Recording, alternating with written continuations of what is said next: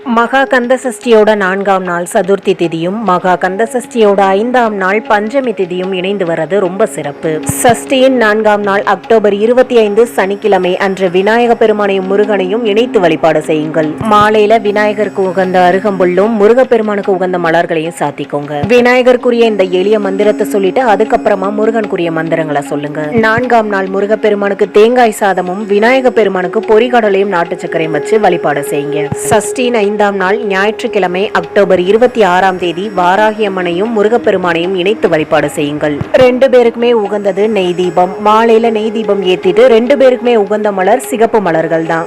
முருகனுக்குரிய மந்திரங்களை சொல்லும் போது வாராகி அம்மனுக்குரிய இந்த எளிய மந்திரத்தையும் சொல்லி வழிபாடு செய்யுங்க. நெய்வேத்தியமா 5ஆம் நாள் முருகப்பெருமானுக்கு தேனும் தினைமாவும் வைக்கணும். அதே போல வாராகி அம்மனுக்கு நீங்க சக்கரவள்ளி கிழங்கு வச்சு வழிபாடு செய்யலாம். இந்த வீடியோவை உங்க ஃப்ரெண்ட்ஸ்க்கு ஷேர் பண்ணிட்டு மறக்காம நம்ம சேனலை ஃபாலோ பண்ணிக்கோங்க.